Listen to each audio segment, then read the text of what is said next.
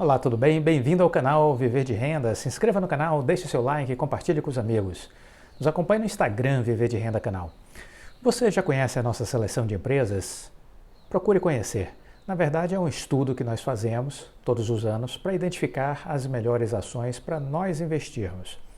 E assim a gente chega a uma seleção de 7, no máximo 8 empresas, porque a minha estratégia é trabalhar com poucas e boas empresas, para ter a oportunidade de acompanhá-las no decorrer do tempo. E assim busco 7, 8 empresas, Brasil e Estados Unidos, sempre tem uma ou duas ações americanas no portfólio. E a ideia então é compartilhar com vocês na seleção de empresas a estratégia, o que pensamos sobre elas e pontos de entrada, como fazer um balanceamento de carteira, como cheguei à conclusão de que elas são boas oportunidades, quais são os fundamentos, quais são os critérios que me levaram a refletir sobre elas. Então é um estudo que eu procuro, então, vamos dizer assim, compartilhar com quem tiver interesse, faz uma assinatura anual, paga apenas R$ 180, apenas R$ 180. A partir de janeiro do ano que vem, custará 360 esse mesmo estudo. Este ano eu fiz um preço promocional, vamos dizer assim, para quem conseguir se inscrever ainda este ano, R$ 180 e vai ter acesso a esse material, entender a lógica, o racional por trás das escolhas. Isso eu tenho certeza que poderá lhe ser útil para que você tenha um norte, para que você tenha uma orientação, para você fazer a sua carteira de ações, escolher as suas empresas e ter mais êxito na Bolsa de Valores.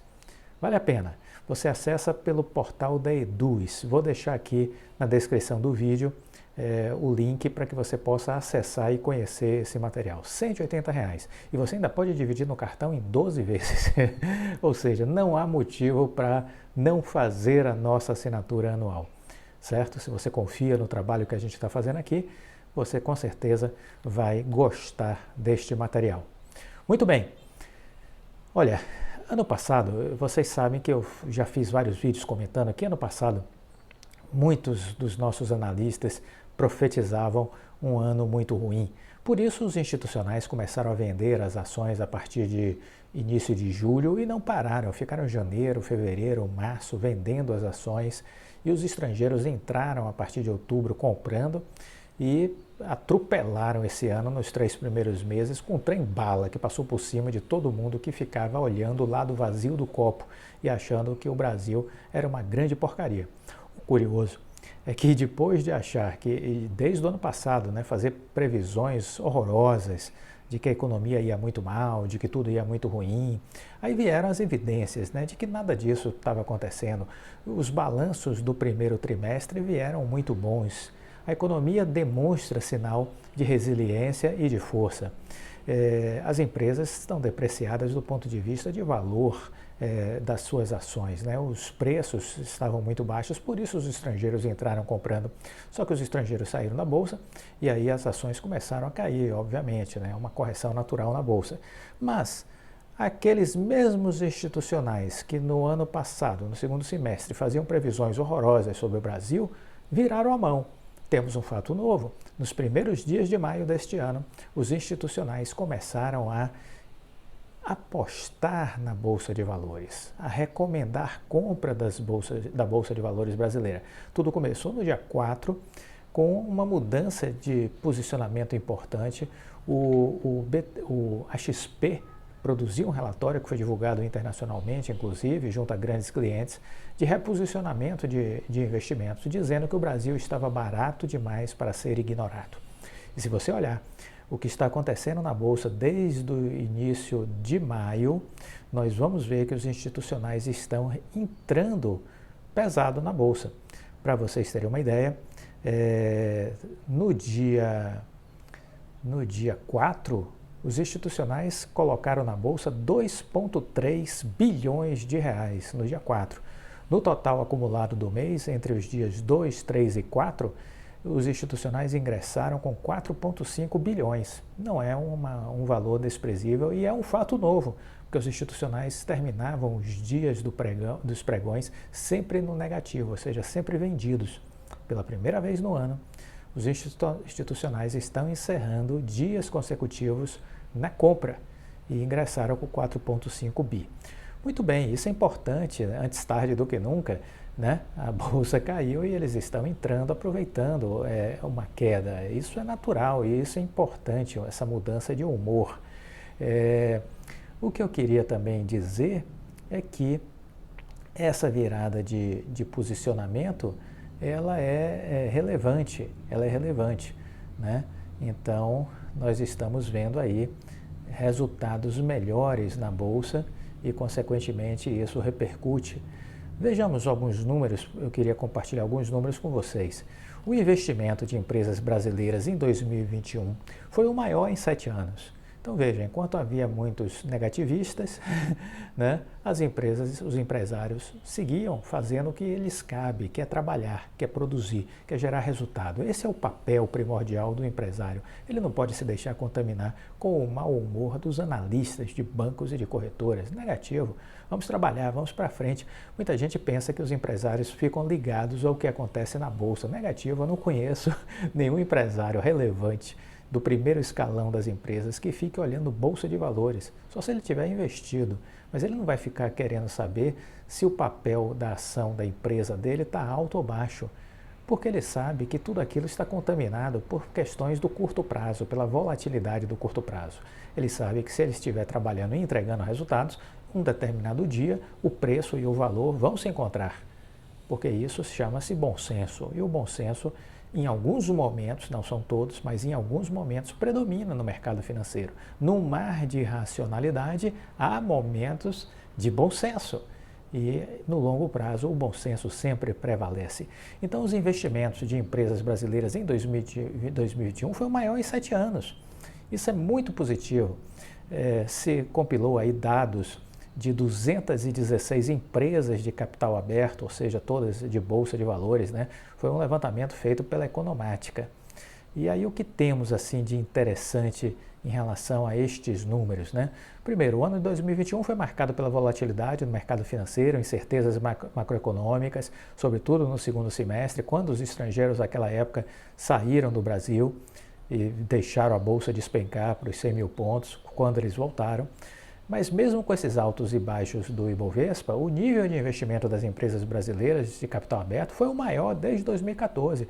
Ou seja, o mundo real, gente, não se deixa contaminar pela Bolsa de Valores. Entendeu? Se vocês tiverem essa clareza, olha, vocês vão ser investidores muito mais felizes.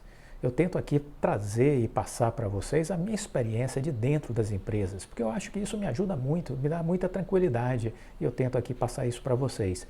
Então veja, havia toda uma negatividade por parte dos analistas, por parte até da própria bolsa, mas as empresas seguiram investindo, olha, pouco dando importância aos comentários, às análises, ao que diziam os bancos e corretoras, a mídia financeira. O empresário não se preocupa com isso, isso ele sabe, como diz o Larry Fink, da BlackRock, isso tudo é ruído, é barulho, é volatilidade. E aí o empresário tem que ficar de fora disso.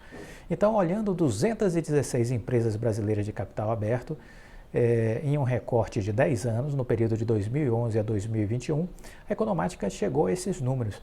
A amostra procurou deixar de fora a Petrobras, porque tem um peso muito grande no Ibovespa, né, e isso poderia distorcer o resultado. E o estudo, então, considerou apenas as empresas com informações em todos os períodos analisados. E para calcular os níveis de investimento foi utilizada uma mediana de 2 indicadores, o CAPEX e a depreciação. O primeiro representa o fluxo de capital destinado para investimento, enquanto o segundo a desvalorização dos bens materiais da companhia. E aí o que é que se percebeu? Os níveis de investimentos, né, entre 2011 e 2021, eles tem aí uma série histórica, né? Se você pegar 2011, houve aí investimentos relevantes, 2012 também, depois houve um declínio, se você pegar um recorte aí de 2015 até 2020, houve um declínio expressivo, mas em 2021 os investimentos cresceram substancialmente, voltando para os patamares de 2019. próximos de 2014, entendeu? Voltando ao patamar próximo de 2014. O sócio-líder da Grant Thornton, ele atribui o aumento de gastos com investimentos ao início da pandemia de Covid-19. Segundo ele, a paralisação das atividades econômicas em virtude do vírus exigiu cautela na hora de investir devido às incertezas. Por esse motivo, a relação entre os dois indicadores foi apenas de 89,7 naquele ano, o menor dentro do intervalo de tempo analisado. O percentual abaixo de 100 indica que as empresas sofreram mais depreciação do que investiram. Os recursos estavam represados em 2020 e foram aplicados em 2021, diz ele.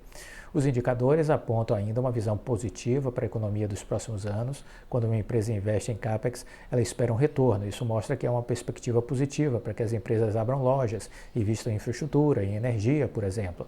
A forte alta do dólar no ano passado é um outro fator que pode ter ajudado nos níveis de investimentos.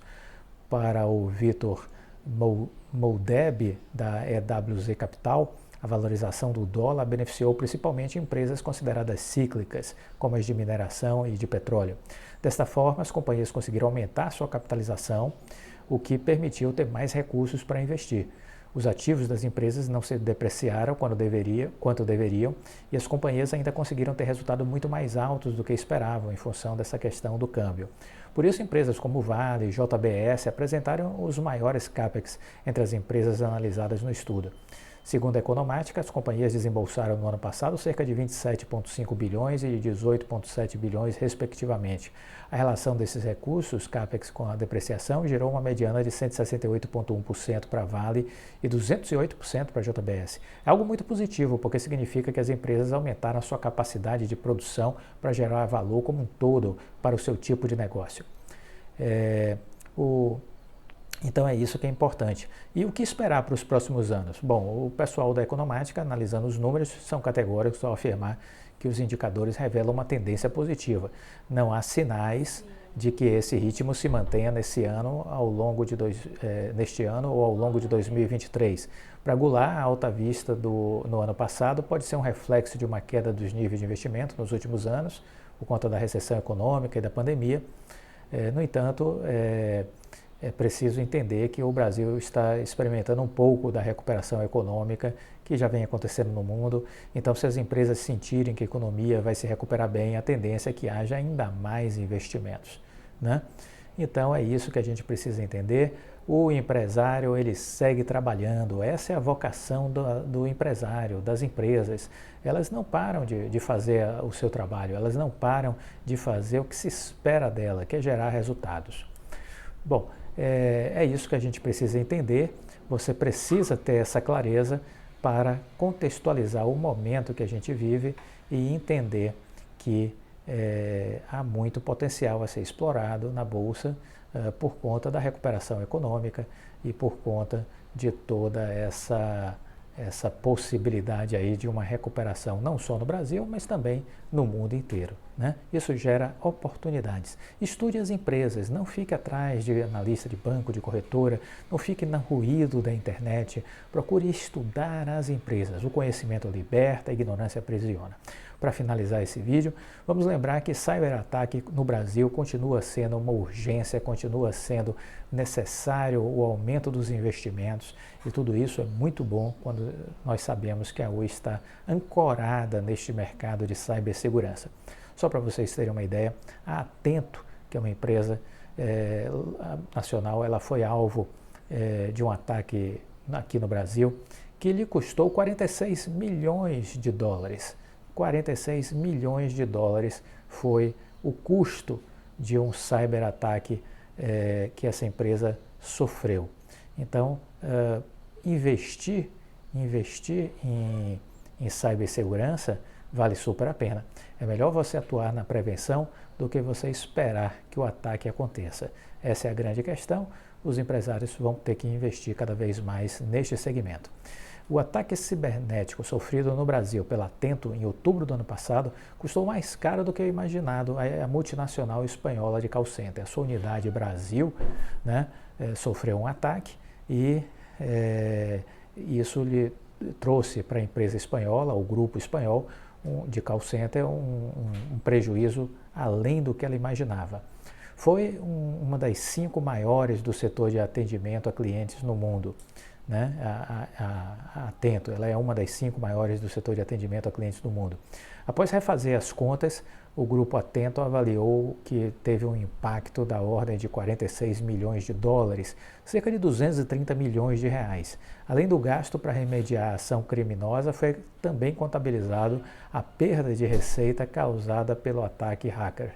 Por causa dessa conta, a companhia deve revisitar os seus números de 2021, que foram apresentados ao mercado, e deixou ainda mais evidente o peso do ataque. As receitas da divisão brasileira encerrariam o ano com uma alta de 6% em 2021, sem considerar este incidente, para um total de 603,6 milhões de dólares, cerca de 3 bilhões de reais.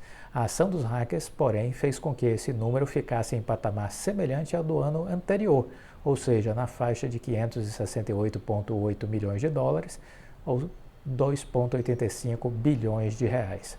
A geração de caixa, medida pelo EBITDA, também foi duramente impactada na Unidade Brasil, fechou o ano em queda de 36,5% no ano, ficou em 46,7 milhões de dólares e, sem o efeito do ataque, tenderia a subir 26,2%, chegando a 92,8 milhões de dólares. Então veja que coisa absurda, né? O efeito do ataque hacker a Atento, a empresa espanhola que tem uma unidade Brasil. A Atento tem hoje 150 mil funcionários em 13 países onde ela atua. O Brasil representa 40% da receita anual de cerca de 1,45 bilhão de dólares. Isso em 2021. No ano passado, o grupo realizou um prejuízo de 46,3 milhões de dólares. O ataque também gerou implicações esse ano. A empresa teve de reduzir a projeção de margem EBITDA para 2022 de algo de 14% e 15% para 13% e 14% por conta de efeitos residuais ainda do ataque que sofreu. O número de empresas vítimas de cyberataques não para de crescer no Brasil. A lista inclui nomes como Fleury, CVC, Embraer, a JBS, Lojas Renner, Unimed, né? E órgãos do governo também foram atacados, Ministério da Economia, Ministério da Saúde. O Brasil hoje é o 4º maior alvo de tentativas de ataques de ransomware, que são softwares maliciosos que sequestram dados. É o tipo mais comum de ataque, com 33 milhões de tentativas, segundo dados da SonicWall. Então, essa é a nova realidade, esse é o novo mundo e a Oi tem uma oportunidade enorme de trabalhar aí neste contexto corporativo, desenvolvendo soluções digitais voltadas aí a essa questão da cibersegurança. A empresa está bem posicionada em fibra ótica e tecnologia. Vamos acompanhar o dia a dia da empresa, mês a mês, vamos acompanhar a saída da empresa da recuperação judicial, porque é isso que nos interessa. Se você gostou do vídeo, deixe o seu like, compartilhe com os amigos, fique com Deus e até a próxima. Tchau!